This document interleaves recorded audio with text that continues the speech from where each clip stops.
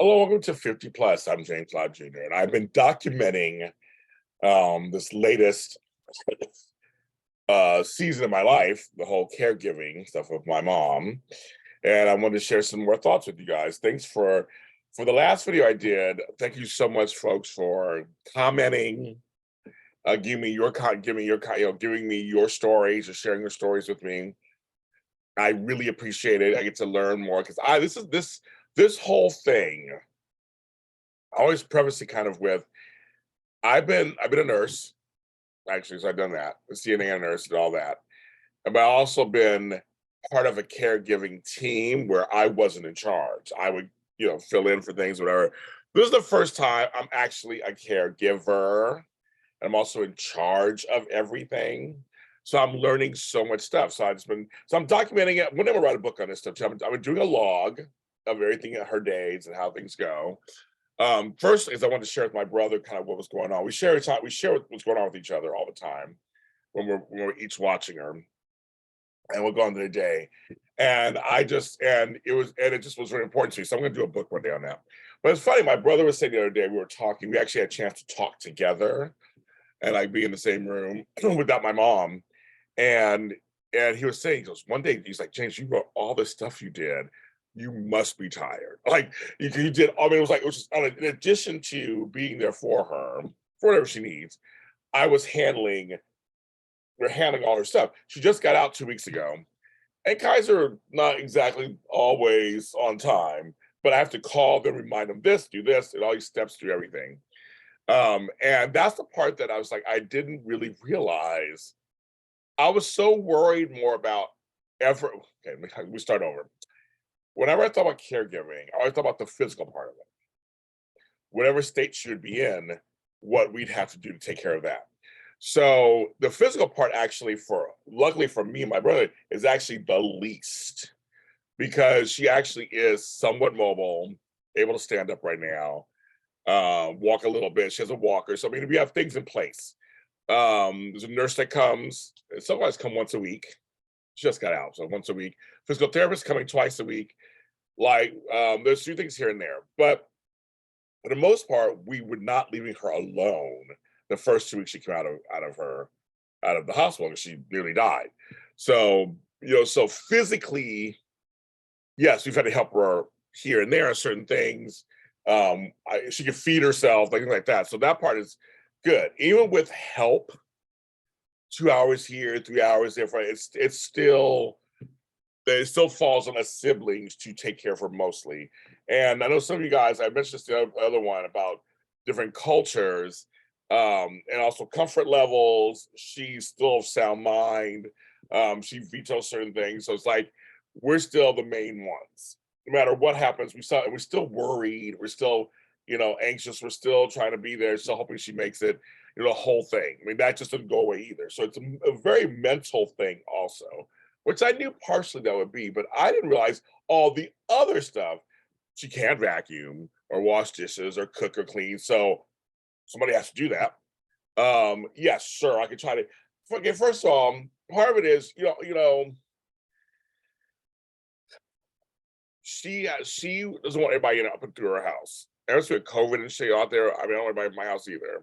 And just shelling out money just to be shelling out money. So in many cases, we take it over. I can vacuum that. If I'm staying there, I can vacuum the house. If I'm staying there, I'm the organizer. So I'm actually organizing her stuff. So I'm not going to hire another organizer. I'm the organizer. So I'm going to hire her. I'm going to do it myself. I'm there. She's not really eating anyway that much. So I'm going to cook for myself or whatever. I will have something for her. But there's certain things that you're just going to do. It does tire you out. But her bills and all that, one person should be handling that, which is me. And I work with her on it now. That you don't want everybody coming in handing her bills either. It's like that's a lot of work also, running that household's bills, running this household's bills, running this over here. Just not being in my own room and not being in my own space. Most of the week I'm at her house, sleeping at her house, trying to come over here and do my work, and I don't have an assistant or anything. So, and people, of course, will just like, well, just hire an assistant. Oh, okay, well, let me look at my bank account. See, can I hire an assistant? Maybe I can't yet. Maybe I want to pay an assistant a good amount of money and not just pay them some cheap and get cheap work out of them. there's a lot of things, some people will say things, I think, because they really want to help, or they're trying to be, kind, or trying to like share their wisdom. It's like everybody's situation is very different. So, and again, I don't give people advice unless they ask me. So if someone says to me, I'm going through a hard time, I'm gonna say, what's going on? Are you able, what can I do for you? How can I help you? Or I'm sorry you're going through it. I just kind of offer my support and then let them tell me what's what. I've got to the place after I had my meltdown last week. Like I said, we're starting to see some shades of hope now, and I'm starting to get bits and pieces of my life back a little bit. But it's one of those things. It's my mother. It's your mother. You're going to do what you have to do. And I think, and what's funny is most people, not everybody, most people I've talked to are very sympathetic to that and were sharing their stories about how they take care of their parents. It's a unique situation, caretaking anybody. I mean, I raised children. That was something different too. And of course, when you raise children, everybody has ideas about that too, and how you should raise.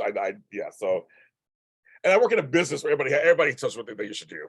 So all around my life, I have people with opinions all the time. But I know some people just mean well, and they really are just trying to help. And so I don't always get upset or get out of shape. I just go, thank you, thanks for sharing. And if it's something that I want to incorporate or give me a great idea, which every once in a while some people do give some good ideas. I want to go for okay, we're doing it. But also pacing. There's pacing. Not everybody responds the way. So yeah, well, for me, I called, it was really easy. Well, maybe it was for you. Right now, it isn't for me. I'm doing the exact same thing you're doing, and it wasn't for me. Everybody's treated differently. Everybody has different kinds of health insurance. There's different people get reacted to it in different races. That happens also. You put all this stuff, classes, everything. You have to understand that it's not one size fits all for everybody, and that's what I'm learning. I mean, I'm walking through this, like I'm literally in real time walking through this, and it's very, very, very interesting. I can't. Sorry, look at something. I got things going on. That's right. But I'm really learning about all the small things, the large things, the questions they ask, who you have to deal with. We're setting up her meal program because actually she got approved for some meals.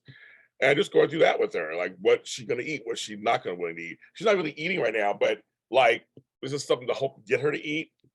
I always say you have to kind of, read the room, see what people. She likes this stuff. Well, encourage her. Well, you should eat. There's this. They have beef chili. You like beef chili. Oh, you like that. You like mashed potatoes. Going through the menus, setting up her internet because her internet was not good. Get your TV together. Like there's all these little things. Because I wasn't in charge. I wasn't running her house before, and her husband got sick, so some things got set aside also from that. And they also were living a certain way, and so now we're trying to upgrade her in many ways, and we're seeing things that be done. Then before that was a pandemic, and like all this stuff. It's if it wasn't happening to me, I would say it's incredible. I know I'm a good son. I know that I am doing the best I can, and my brother's doing the best he can, and we're doing the best we can. And nobody's perfect. No such thing as perfect, first of all. But I can honestly say, as I'm going through this, I know I've done the very best that I can, and you hear my voice. I am super tired. I have a break this weekend. My brother's there now, so I get a little break. By the time this comes out, I'll be back over there again. And it's whew.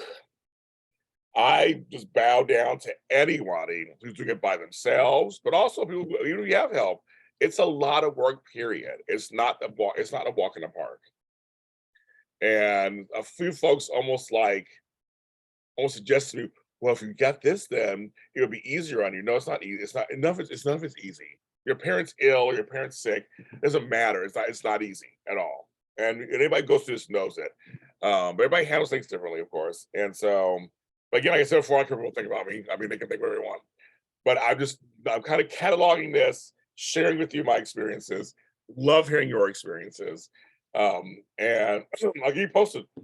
And thanks for all the prayers from Miss Benita. She's working it out. I love you guys. 50 Plus is everywhere, audio and video on YouTube. Talk to you next time.